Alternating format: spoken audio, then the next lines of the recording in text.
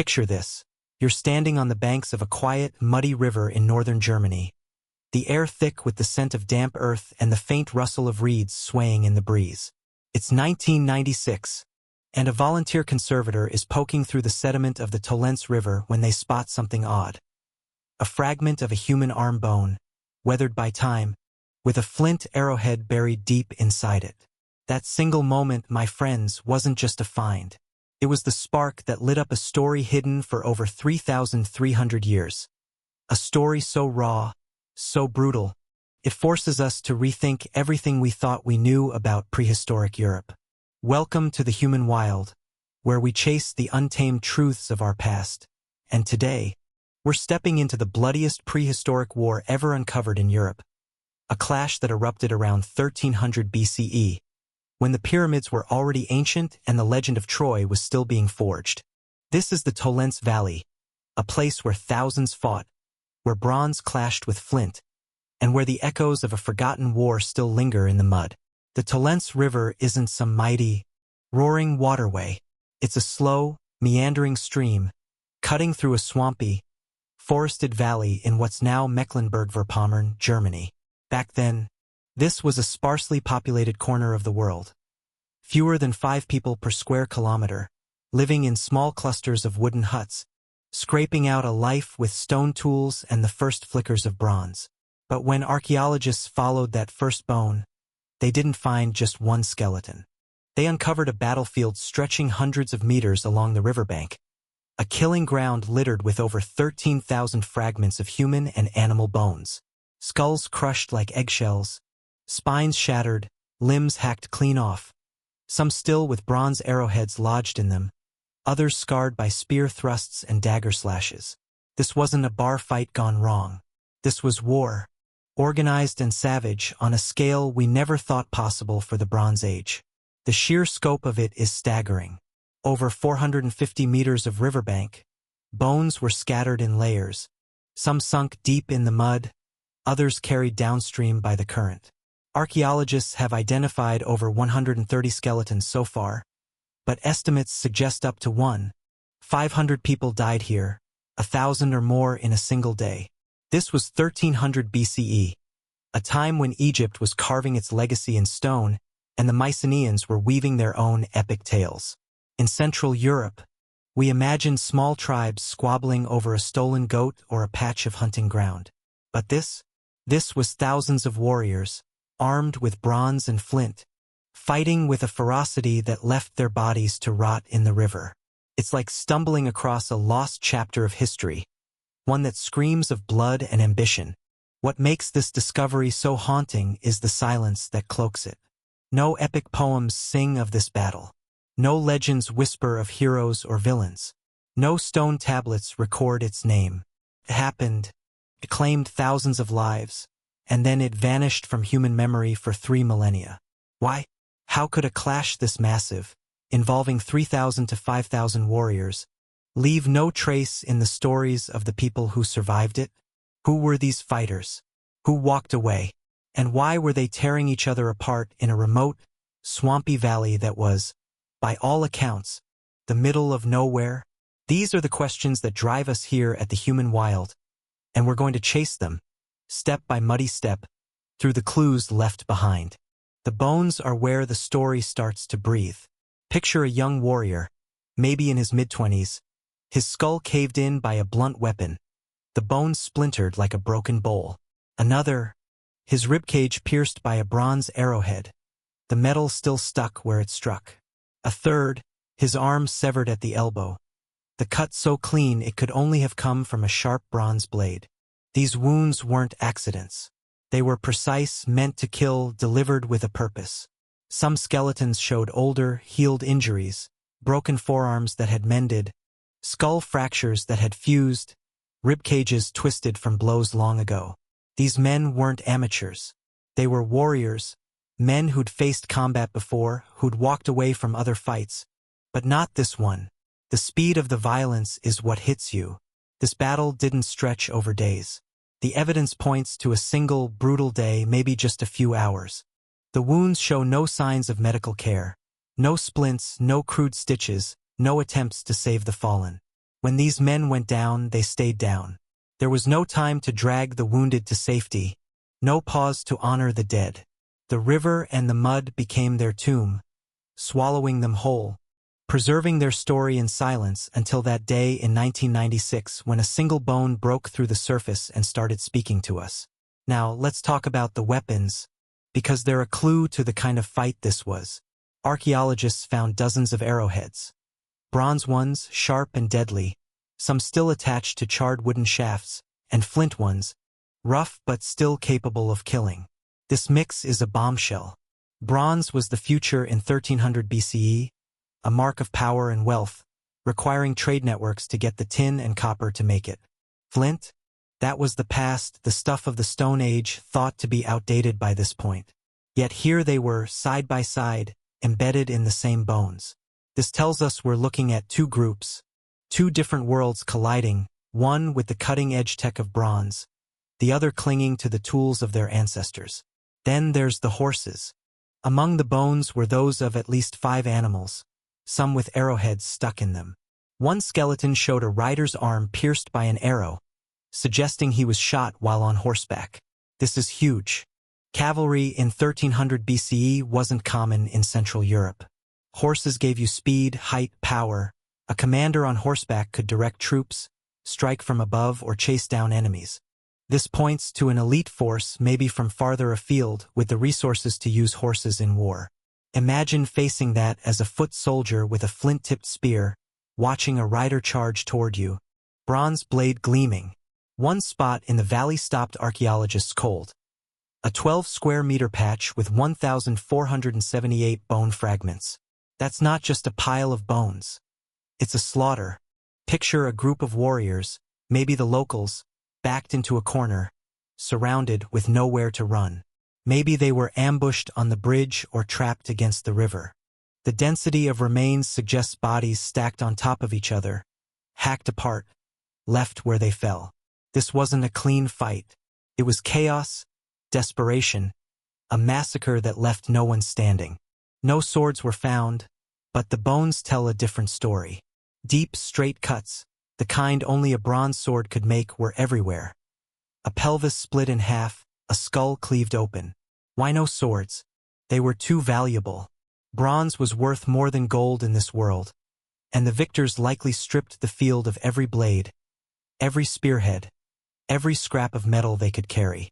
This wasn't just a battle, it was a clash of technologies, of ambitions, of worlds. And it all happened around a wooden bridge, a 120-meter causeway across the swamp, built centuries before but repaired just before the fight. That bridge wasn't just a path. It was the key to everything, a lifeline in a prehistoric world we're only beginning to understand. The story of Tolense doesn't end with the weapons or the bones. It gets stranger, more human as we dig deeper. Let's talk about the men who fought here, the warriors whose lives ended in this muddy valley. Anthropological analysis of the bones shows most were males, aged 20 to 40, prime fighting age. These weren't kids or elders thrown into a desperate defense. They were strong, agile, and, most importantly, experienced. Many skeletons bore the marks of old injuries that had healed. A forearm snapped and mended, a skull fracture fused back together, a ribcage deformed from some ancient blow. These guys weren't new to this. They'd fought before, survived, and come back for more. But Tolense was their last stand. The wounds on these bones are brutal, final. Picture a shoulder blade with a bronze arrowhead driven through it, the metal still lodged where it struck.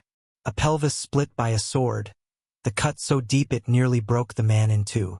Skulls smashed like ripe fruit, spines shattered, limbs severed with precision. These weren't glancing blows. They were meant to kill, and they did fast. The lack of medical treatment is chilling.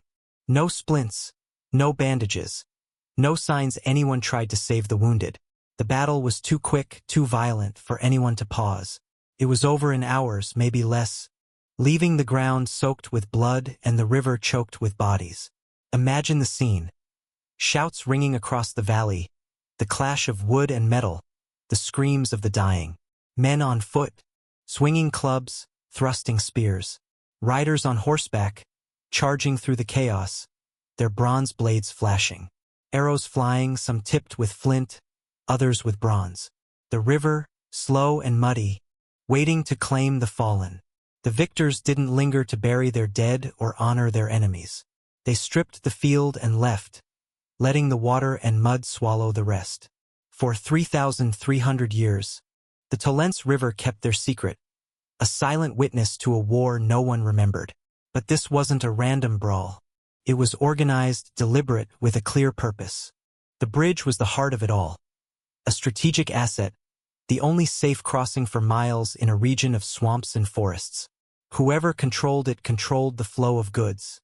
Tin for bronze, amber from the Baltic, maybe even salt or grain. The valley was a hub, a place where trade routes converged, where wealth and power flowed. This battle was about more than survival, it was about control, about who got to decide what moved through this valley and who profited from it. Among the bones and weapons, something else emerged from the river, a collection of artifacts that didn't belong to a warrior. While diving in the Tolense, archaeologists found a cluster of 31 bronze objects, packed tightly together, as if they'd once been in a pouch or box that rotted away long ago. Curved knives, their blades worn from use. A chisel nicked from years of work. Intricately carved awls, perfect for piercing leather or wood. Coiled bronze tubes, maybe jewelry, maybe a form of currency. These weren't the tools of a soldier. They belonged to someone with skill, someone who created, repaired, or traded. Who was this person, and what were they doing in the middle of a war? The craftsmanship of these tools points to southern or central Europe, places like Hungary or Austria, hundreds of kilometers away. The bronze alloy, the decorative style, it's not local. This was someone who'd traveled far, bringing expertise that was rare in this valley. Maybe they were a smith, forging arrowheads or sharpening swords on the battlefield. Maybe a jeweler, crafting ornaments for the elite. Or perhaps a trader, part of a convoy moving bronze, tin, or amber along an ancient trade route. Their presence here changes the story. Tolense wasn't just a local feud. It was a clash of worlds, where people from distant lands met, traded, and fought. What if this craftsman wasn't just caught in the crossfire? What if they were part of the fight, their skills vital to one side's success? A smith could keep an army's weapons ready. A trader could bring the raw materials for bronze. Or maybe they were a target, their knowledge valuable enough to kill for. In a world where bronze was power, a skilled craftsman could shift the balance. Their toolkit, buried in the river, suggests a level of organization we didn't think possible for the Bronze Age. This wasn't a ragtag band of warriors, it was an operation with roles and specialties, with people who weren't just there to fight but to support the war effort. The valley itself tells us this wasn't random. That 120-meter bridge wasn't just a path. It was a prize, a choke point in a network that stretched across Europe. Tin from the Erzgebirge, amber from the Baltic, pearls from Persia. These things passed through Tolense, carried by merchants, guarded by warriors, fought over by those who wanted control. This craftsman, with their tools, was part of that world, a world where trade and war were two sides of the same coin. The battle was about more than territory, it was about power, about who got to hold the reins of a prehistoric economy.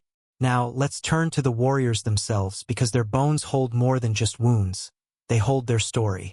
Scientists sequenced the DNA of 14 of the most intact skeletons, hoping to answer the big question. Who were these people? Were they locals defending their home? Invaders from afar? The results were a shock. Every single one carried genetic markers typical of Central European populations. Not one came from the Mediterranean, the Balkans, or Scandinavia. This wasn't a clash of foreigners versus natives. It was a fight between neighbors, people who shared a common ancestry, maybe even traded or married into each other's families. So why were they fighting? The weapons, bronze versus flint, suggested a technological gap, but the DNA tells us these weren't outsiders sweeping in from some distant empire. They were people who might have known each other, shared stories, or sat around the same fires. Yet something drove them to slaughter each other in this swamp. Another clue comes from their genes. None of them had the lactase persistence gene, the one that lets adults digest milk. Today, it's common in Europe, but in 1300 BCE, these warriors were lactose intolerant. Like their hunter-gatherer ancestors, they were living on meat, wild plants, maybe early crops like barley or wheat, a tougher, rawer existence than we often imagine. Then there's the millet, found in the dental plaque of some skeletons. At first, archaeologists thought it meant one side came from the south, where millet was more common, like the Balkans or Hungary. But later studies showed millet was already being traded across Central Europe, carried along the same routes as tin and amber. So, no foreigners here, just people connected to a wider world, eating crops from hundreds of miles away, trading goods and ideas. Yet they were killing each other, and were still chasing why. The bridge holds the answer, or at least part of it. That 120-meter causeway was a lifeline, the only safe crossing for miles. Whoever controlled it controlled the flow of goods. Tin for bronze, amber for trade, the wealth of a continent. Picture a well-armed force, maybe from the south or west, arriving with bronze weapons, horses, maybe a leader with big dreams. Their goal? Take the bridge, take the valley, take the trade route. But the locals, with their flint-tipped spears and wooden clubs, weren't going to let that happen. They'd lived here for generations, guarding this crossing, living off the trade. They made their stand, and the result was a bloodbath that left thousands dead. We're standing at the edge of the Tolense Valley now, looking back at a story that's as raw as it gets. This wasn't just a battle, it was a snapshot of a world in transition, where bronze was reshaping societies, where trade routes were worth dying for, and where even a craftsman's tools could end up in the middle of a war.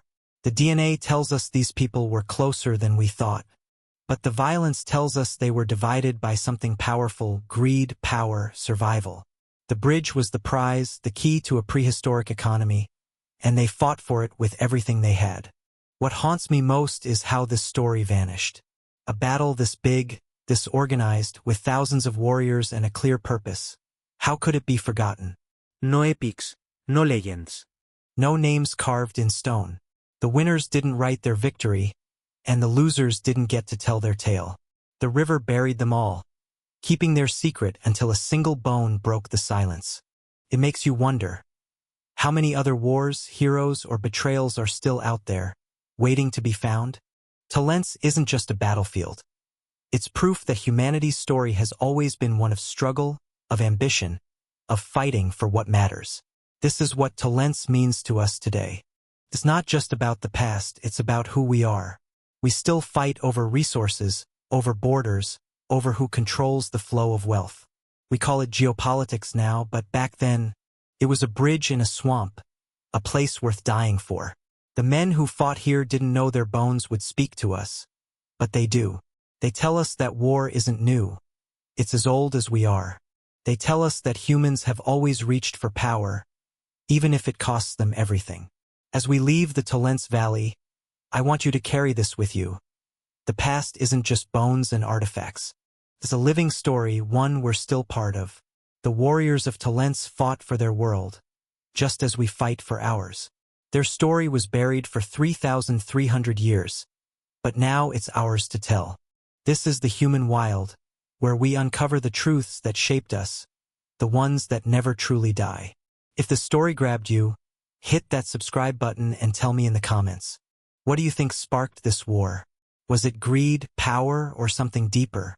Let's keep the conversation going, because the past is calling, and we're here to answer.